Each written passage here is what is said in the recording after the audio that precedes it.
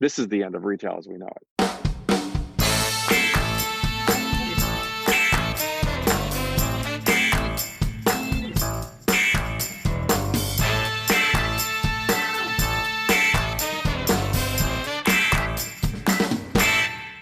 Okay, welcome back to the Marketing Playbook presented by Details Interactive. Here you'll take away 3 game-winning marketing plays every episode to take back to your team. I'm your host, Mark Friedman, and my career has been focused on direct-to-consumer marketing, direct mail, physical retail, and digital commerce.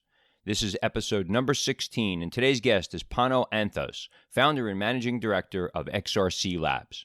Before we get started, a quick thank you, as always, to Max Brandstetter of the Wild Business Growth podcast for producing this episode. You can reach him at max@hippodirect.com to help bring your podcast to life. Let's open the playbook. Ready, break.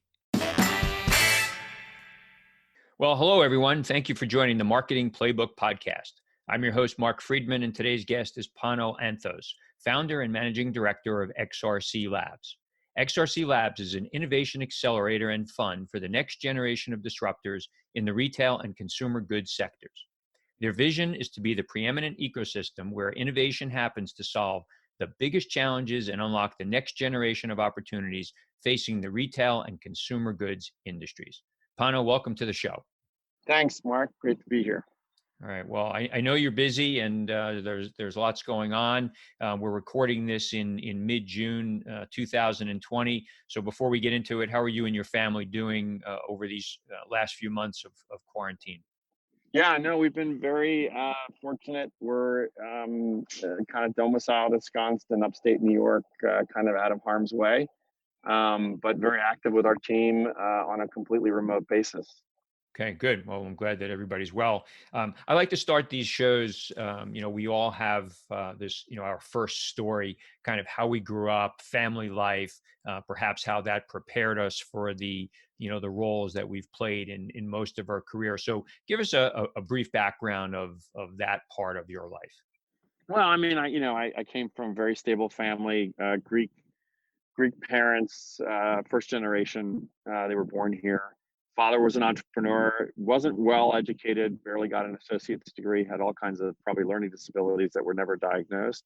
But he was very scrappy. He was a sales guy. He moved from business to business, always kept us fed and watered, so to speak, and clothed. And, he was a nationally ranked tennis player. And so I picked up the game and I was quite competitive. I remained competitive, not in tennis, but competitive in life. Still today, very much tennis is a very lonely sport. It's not a team sport. So you learn very quickly, as we have as entrepreneurs, that being an entrepreneur is a very lonely existence, right? A lot of this is on you. And so did school, college, graduate school, and then started my first company in 1983, believing that the international trade sector would grow dramatically over the next 20, 30 years, which of course it has. And we built technology to automate that business. That was my first company. Masayoshi Son was ultimately an investor in that, the guy from SoftBank. Sold my stake in that, moved on, started a company up in Boston in the integration space, because technology, we found with applications, SAP, all these Oracles and so forth that were running around out there, that integration was the number one barrier to use, not the application itself. And then got into gaming, built a gaming company because I saw that gaming was the future. Was the first customer for now a soon to go public company called Unity. And in the gaming process, realized that, it's all about metrics and numbers. And that's what got me to start XRC, which is another conversation I'm sure we'll have. Yeah, absolutely. And so you're a tennis guy, so we're not going to see you at the U.S. Open if they have it? No, no, I gave that up a long time ago. I'm on. See, once you're and again, I'm not going to make myself. I played college tennis in college, but once you play at a certain level and you can't play at that level anymore, it's very hard to play at a lower level. And I was too frustrated when I would pick up a racket, even 5, 10 years after I stopped playing competitively. It just was no fun because I remembered what I could do and I couldn't do it anymore. So it was a kind of a I'm just moved on, and an entrepreneur, sometimes you're told, if a company fails in a category for whatever reason, move on and go after a different category with a fresh pair of eyes and go after something different. So I've picked up different sports and different activities. That's for sure.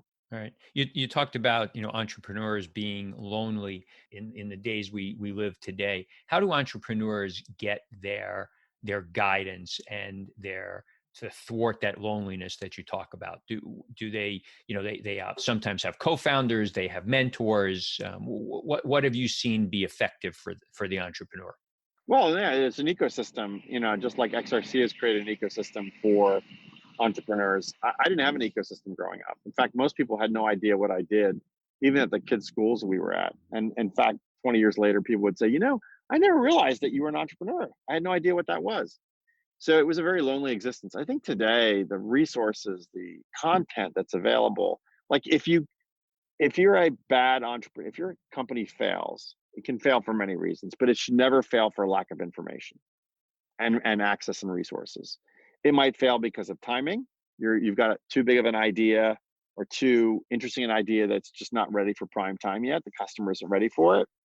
That happens a lot. You build stuff that's way too early. VR is an example where no one's making money in VR, and many people have lost a lot of money in VR because virtual reality is just not. Consumer doesn't really care for it yet, and the footprint of the goggles and everything else is not small enough to make it accessible. But information is at your fingertips. And so startups now, founders have ecosystems. They got mentor networks, they've got Slack channels that they can talk about stuff with, they've got all kinds of groups. There's really no end of information. In fact, it can be overwhelming, but there's no end of information to keep you from being entirely lonely. Now, the loneliness is in making decisions because no one can make the decision for you. So, for example, around COVID, people had to make decisions about teams, how many to keep, who to let go. Those decisions can only be made by one person. They're not a group decision. There's group council, you go board, your advisory committee. They'd say, well, I think maybe this and I think maybe that. But at the end of the day, the founder CEO is the one who has to make the call, and that's pretty lonely. All right. And so you were this entrepreneur, and then when did you have the idea for the XRC Labs, and maybe tell our listeners what XRC is, who the organizations are that founded it, and we'll go from there. So XRC Labs is essentially a very, very, very, very, very early stage venture fund. And it's called an accelerator because what it does is it puts a little bit of money into a lot of companies, kind of like seeding a garden and hoping things grow. And you water it and you fertilize it and you do things. But at the end of the day, you can't control whether the plant grows or not. You just try to create an environment that fosters growth. The way we got started was I had been mentoring at Techstars and a number of other places, other accelerators in Boston. And what got me onto retail, because I don't have a retail background at all. I don't even know what a planogram looks like. And I'm perfectly candid about it. It's actually been an advantage not to have a lot of bias walking into this, because I can ask questions that frankly other people just are almost too embarrassed to ask. But I can ask, and come across because I really don't know. So my wife went back. She had a big job at Children's Television Workshop and had a long career at retail prior to that. So she was at Children's Place and at J.C. Penney, and she ended up as head of product development at Children's Television Workshop. Great job. She stepped down to raise our family and sacrificed a lot in doing that. And then, some years later, decided she wanted to go back and do something engaging, liked retail, but didn't want to work like that hard. So took over a small boutique in the town that we lived in Wellesley, Massachusetts at the time. And it was a new store, a brand new store, and she had not been in a retail store in years and years and years. It'd be like the equivalent of a COBOL programmer trying to code in Python and never having seen it, right? So she took over the store, and I said, well, how are you doing? And she said, I'm fine. I'm like, how's that possible? It's been many, many years and lots of technology shifts and et cetera, et cetera, et cetera. And she said, nothing's changed since I was a teenager. I'm like, what do you mean? She says, no, literally point of sale is the same. Yeah, it's got some screens, but merchandising's the same. Product assortment's the same. There's really no change here at all. Markdowns are still done manually. I'm like, you're kidding me. And she said, no. I'm like, okay, that's absurd. I mean, here we've got all this technology, built over 30 plus 40 years. We've got iPhones, we got all kinds of stuff. And you're still doing stuff the way you did it back in the 80s? And she said, yeah. And so I said, all right. So that it just really jarred me. And I'm like, that can't, A, it's either not true, which it was true, of course, or B, it can't stay this way for long. And around the same time, I was consulting to a consulting firm, Kurt Salmon, in fact, on digital, because I came out of a gaming world. And so analytics and gaming really go hand in hand. And I was applying that analytics expertise to help Kurt Salmon on the digital front. And I'll never forget that I walked into a Bed Bath and Beyond, and I don't remember the year, but it was around Christmas. And Amazon had just released its mobile app, and the Amazon app could scan the barcode and tell you the price of the product. And more importantly, you could do one click off if you were an Amazon Prime customer and have the product shipped to you. So I said, I'm always the first to try stuff. So I said, all right, let me try this. So I tried it, and I looked at the Amazon price for a toothbrush, electric toothbrush, and then I looked at the Bed Bath Beyond price, and the difference was literally double. Like Amazon was half the price of this Bed Bath and Beyond price. And so I hit one click, and I bought it, and the course of product was shipped in my house 2 days later. And I said, this is the end of retail as we know it. Like, there's just no way this is going to stand longer where the price discrepancy is this substantial. And if it's not that substantial, retail is really in trouble because they won't have the margins to stay in business. Around the same time, I then ran back to the Kurt Salmon team and executives, and I said, you got to really be aware of this. Like, I don't know if you've seen, because the app had just come out, and no one knew about the scan and go thing at all. Scan capability didn't exist really anywhere else. Amazon really pioneered it. And by the way, it could also take a picture of a box. You didn't have to just get the barcode. You could just scan the box image with your phone, and it would also pick up the product. And it was very accurate. I was just stunned. So I told the executives this, and they said, well, I'm sitting down with the CEO of Target for dinner. Let me ask him what he thinks. So, and it was around that same time that he got published in the Wall Street Journal and said, this thing called showrooming, we are going to kill it. We are going to change our barcodes. We're going to tell our manufacturers, reorient the boxes. Amazon will not be able to, kind of compete with us in this area. And I had no experience in retail, but I said to the Kurt Salmon executives, by the way, that Target CEO is no longer there. No, it's not Brian Cornell, it was pre-Brian. And I said, that guy is like, he's completely out to lunch. He has no idea how far the consumer is ahead of him. I mean, this is absurd, because if it's not the exact barcode, the consumer will type in, electric toothbrush on Amazon, and they'll take 5 extra steps, but Amazon is just trying to make it as easy as possible to basically price compete and ship. He said, oh, we're going to kill it. The consumer will never, this will never happen. And I said, wow. So not only do we have technology that's really outdated in these stores, but we have executives who have no clue how far the consumer is ahead of them. This is going to be a train wreck. And this was in 2013, 14. And so I started formulating, I said this, and then the third piece was I'd seen some HBS professor write something that said, basically, we're overstored by 50% compared to Europe. This can't last. So I said, all right, we got a perfect storm here. We got a consumer that's way ahead of the customer, and executives who don't have a clue of who the consumer is. We've got way too many stores, and so therefore too much inventory. And we've got Amazon literally, and no one was believing it, that Amazon was a serious threat, literally eating them for lunch like Pac-Man. I'm like, this is going to be a bloodbath. So I said, well, if it's going to be a bloodbath, how do I take advantage of it? And I've always tended to invest and start companies kind of in lots of turbulence. And I won't bore you with all the details, but I've always been very, very early. I was early in supply chain. I had the first global logistics systems back in 88, 89, up through 2000, doing stuff that now is considered standard practice. Again, first in the gaming community to have really immersive games in 3D on Facebook. First in the integration space that now is, MuleSoft and others. So I said, I want to be first this time, but I don't want to be first with a startup. I want to be first in a number of startups. So I decided to start this accelerator. And around the same time as I was kind of hatching this idea, the team at Kurt Salmon said, hey, we'd love to help you on this because we think corporate retailers are behind and don't get it. But if they can see the innovation, maybe they will, support it.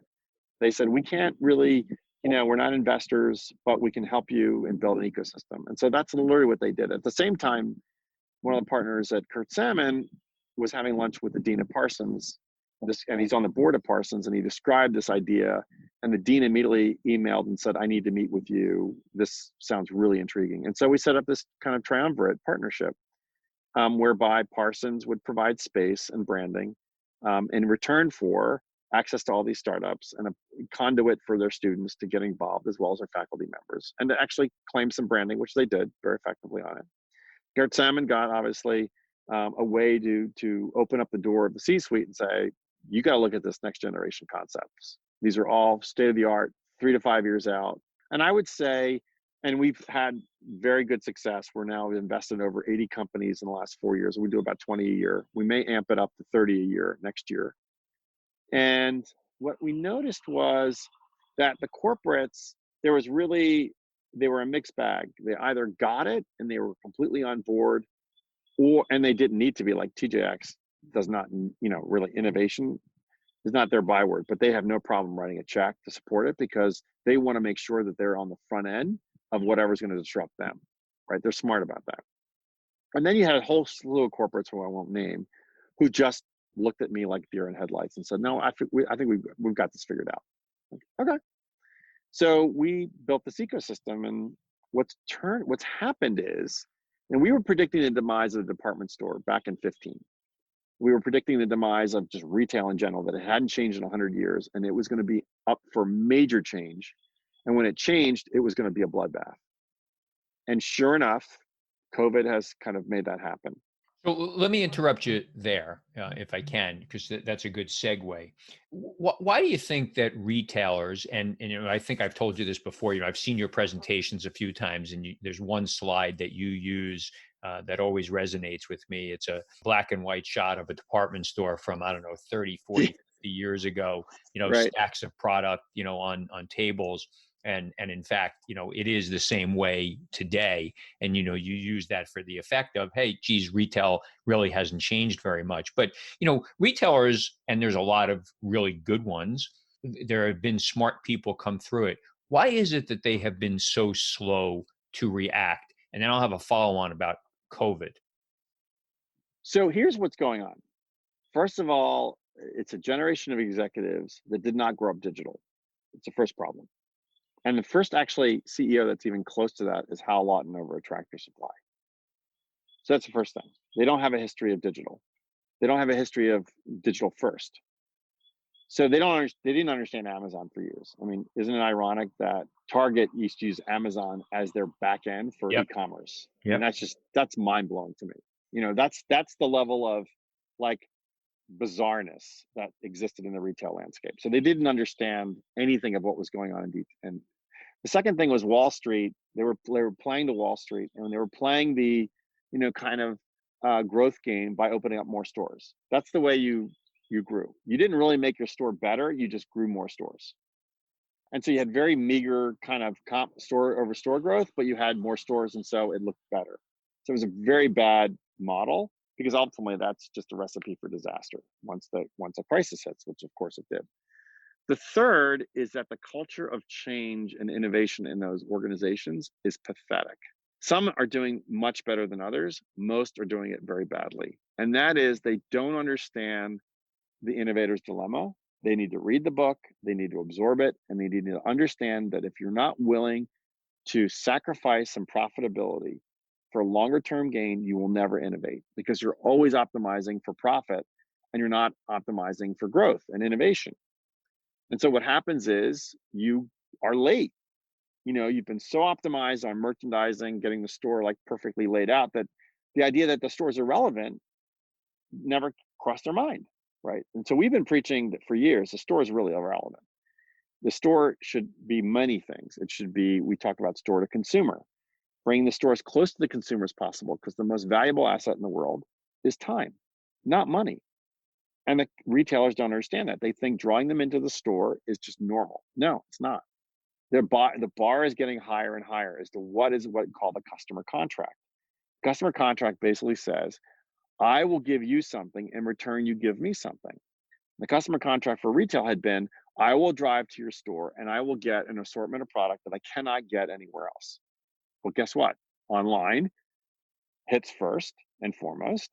And so now I can get this online. Well, do I really care? I mean, behavior changes slowly, so I'll keep going into a store. Then COVID hits. I was like, I don't have a choice. I've got to buy it on. Hey, guess what? Buying online is not such a bad experience. I'll never go back. So stay with that thought on COVID. So in all that, with so many people that I've talked to, there's so many aspects of retailers' business that they thought about, they hemmed and hawed, they couldn't get it on their roadmap. Now COVID hits, and curbside pickup and so many other things became immediate requirements, and they figured out how to be innovative or rig it so that they can actually get it done. What have you seen and the reaction from retail during COVID that's either impressed you or shocked you that it's been so bad? Well, you know, no, it's more what's obvious. So Best Buy, they did 80% of their volume with the stores closed.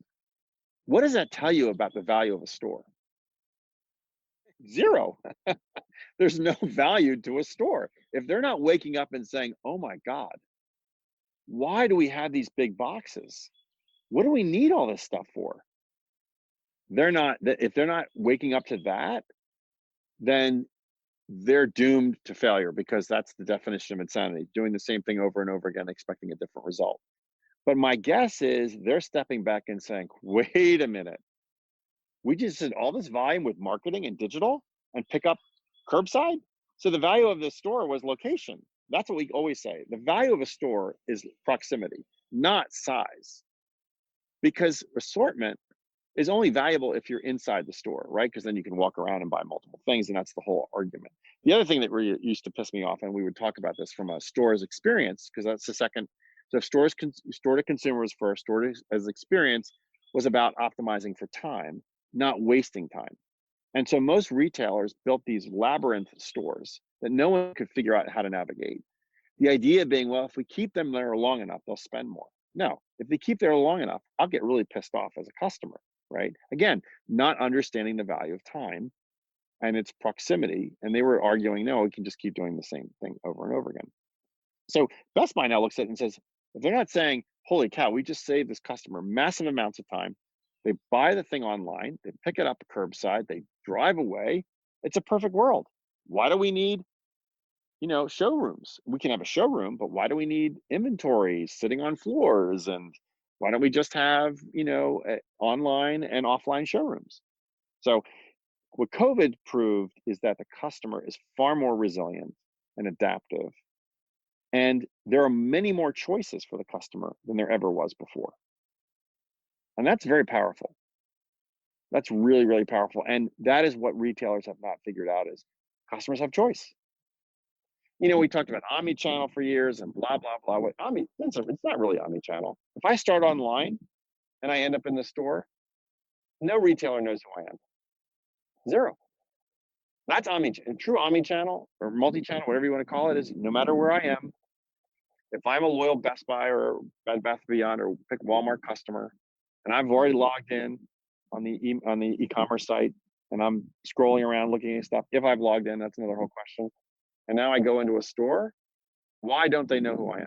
Right. They're Exactly. trying. They're trying, but they're not putting enough time into it. They're not putting enough effort into it. So with where we are today, and with seemingly every day another bankruptcy in retail, and all the things that you've seen either before COVID or after COVID, what's your view of retail? Where is it going to go? So I think there's multiple answers. It's striations. First of all, the barbell effect is definitely in play. It's going to be luxury and it's going to be off price. Everything in between, good luck. Because that's also the way our classes are going. Unfortunately, demographics and our economics are the rich are getting richer and the poor are getting poorer. And we're not really fixing that. So, if you look at wallet, you just don't have options here, right? The idea that there's this middle class going to a Macy's, it's just so outdated right now and not statistically valid, that if you're a Macy's, you better redefine yourself. So maybe you just go completely off price. And that's tougher business because you're competing with TJX house. So I won't tell Macy's what to do, but I will say this: stores will get smaller because you don't need as many, or you need many, but you don't need them as big. Because really, what you really want to do is showcase product that people can come in, touch, feel, walk out and buy or immediately buy and have it drop shipped to them. If it's emergency essentials, of course, then you have pickup curbside, so you can have multiple pickup options. But you don't need literally stacks of merchandise, racked to the ceiling anymore. Just unnecessary. I mean, Bed Bath and Beyond. Do you know how many coffee makers they have in their store? Like 20 or something ridiculous. It's like, why do I need all these coffee makers? There's probably, again, this idea that more is better. No, less is more. Get me the cheapest one, the most, kind of like Consumer Reports, right? They have the example of the most economical, and then they've got the preferred, right? Everything else in between is like a waste of time. So retailers don't understand that, and they haven't gotten there. So but then I'd say it's by category. So if you're in apparel, you should be moving to an on-demand manufacturing model, because the whole manufacturing cycle is a complete joke.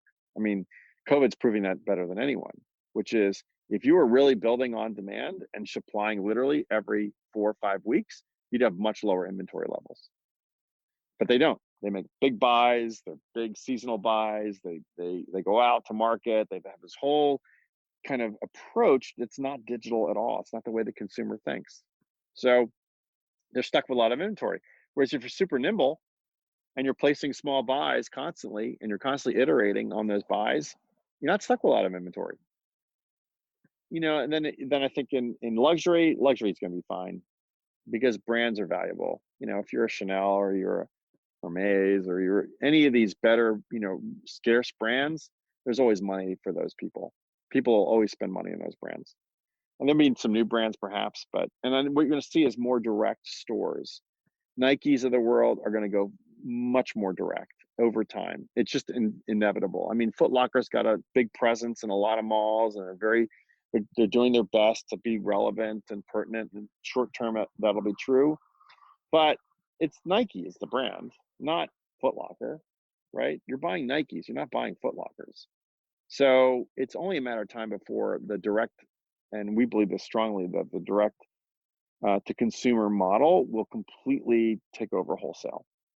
That it will be wholesale it'll be either a marketplace with no assets, right? So the Farfetches or the Amazon marketplace, where essentially they're just crowding the website with product, or it'll be really highly vertical brands. Think of a Vineyard Vine store, a Chanel store, a Hermes store. You don't see, you know, distribution is going to be far more restricted in a luxury channel, and it'll be far more variegated in the mass or off-price channel. The devil's in the details. You've probably heard that phrase time and time again in your professional life. Projects get started with great intentions, but you no longer have the time to pay attention to the little things that can make the difference between success and failure. At Details Interactive, you can discuss your business with a seasoned direct-to-consumer marketing executive who has helped launch and grow web businesses and integrate multi-channel marketing initiatives. Learn more at detailsinteractive.com. Let's take a step back to XRC. Sure. Guide me a bit on the kinds of companies that you decide to invest in. Are they particular? Most of them obviously are in the retail space. Some of them are software as a service. Some of them are product driven. Give us a perspective on the realm of products. Yeah, so we break it out into a couple categories. First of all, there's the whole consumer products world. These are products, not technologies, for the most part. Then we call them consumer products that are embedded with technology, and that's in the area we call consumerization of healthcare, where healthcare services will be delivered via products in a retail or home-based setting. And it could be cardiac monitoring, it could be orthodontics, it could be anemia testing, hemoglobin testing, diabetes. There's all kinds of tests and diagnoses that involve some product and some service.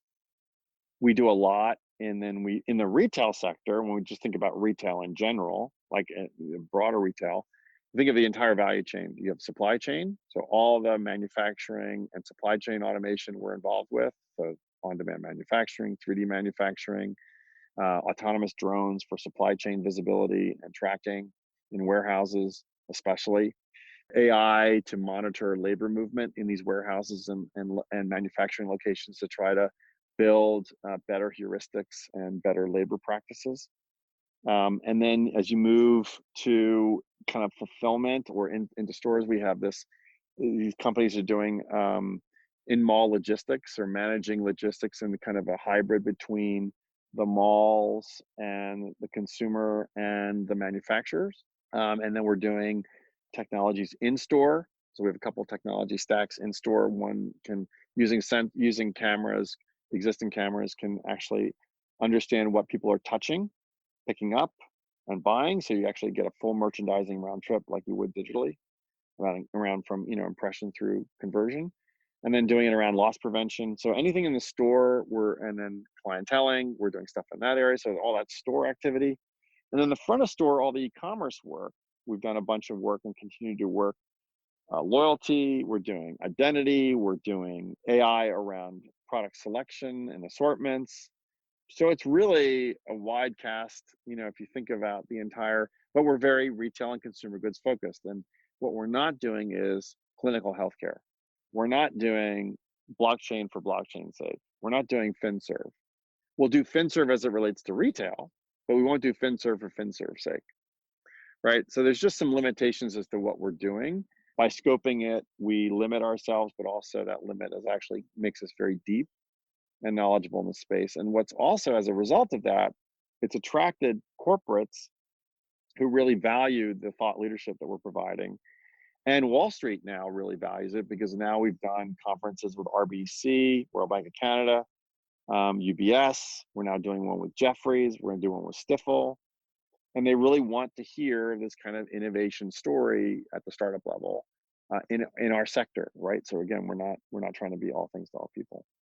Right. And so when you accept somebody into your incubator, what structure do you put around them? I've participated as a mentor, but describe a little bit, the help that you provide these companies. Well, again, like you have a full cycle on retail, you have a full cycle of a startup. So it's everything from branding and customer identification using design thinking principles to help them understand who their customer is, to building the appropriate content of one-pagers and sales material to communicate that value to the outside world, websites and all that like. So again, we break out B2C, business to consumer versus business to business, because those are two different categories. And they have slightly different needs. The business to business category tends to get a lot of corporate partner affiliations and connections and communication and pilot opportunities going. A lot of presentations to corporates, conferences. We bring these startups out. We do road shows and what we call corporate presentation days. We were doing that obviously until COVID. And so it gives the corporate executives visibility into what's going on in the innovation landscape. And on the consumer side, we do a whole growth plan for them. So we not only help them on the branding and the messaging front, but also help them manage their growth metrics, and then make it clear what the benchmarks are for forward investment and what funds and investors are going to be really interested in them, and then how to prepare them for those conversations. Right. And so, this is a portfolio that you're building. You said it's very, very, very early stage. Talk about some of the successes of companies that have come through XRC. The biggest success so far is Billy, the razor company that was a female shaver product. We were their first investor and their third largest. They just sold to Procter and Gamble, and will close. The second, we've got a number that are doing really well that haven't exited yet. Some of them are fairly late in the investment cycle. So in Fund 6, we've got a couple of companies that have done phenomenally well. OrthoFX, their valuations are through the roof. That they're the ones in the orthodontics play. We're doing really well in e-commerce with a number of companies that are growing nicely. And then we have a lot of failures. I mean, it's just the way it works, right? I mean, it's just what's going to happen.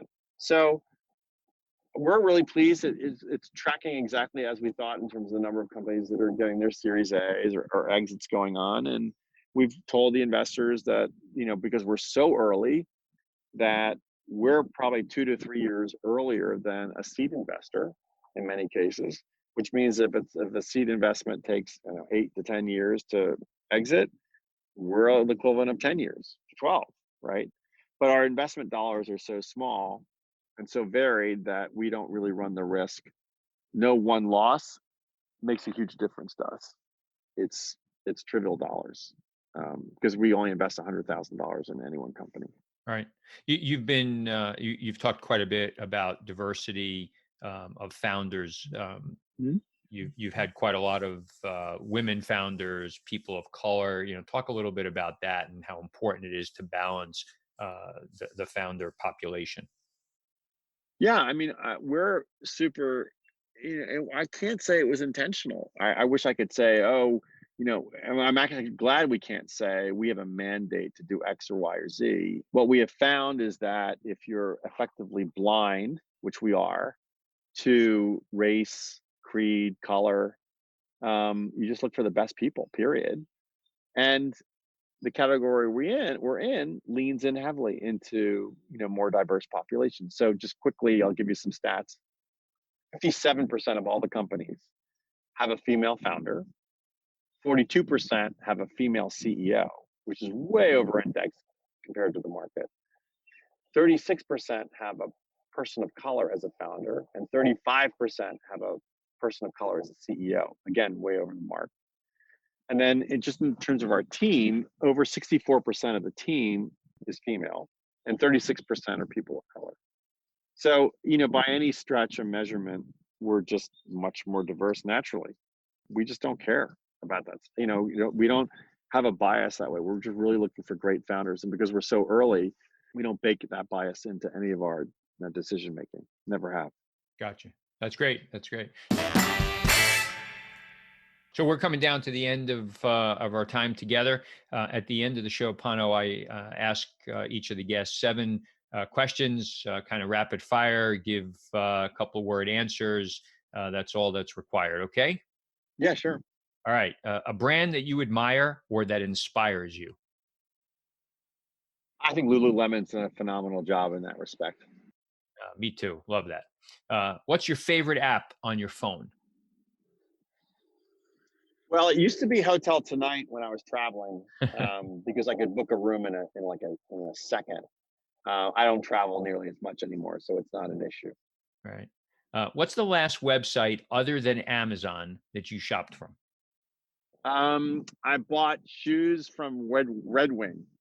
Okay, Red Wing. Something that you're not good at, but you wish that you were. I'd like to be a better golfer than I am, but I don't have the time for it. Join the club. Well, I'm proving that it doesn't matter how much time you have. Actually, I'll give you a better one than that, though. I would like to have been a better manager. Fortunately, I have a COO who's a great manager. I'm not a great manager of people.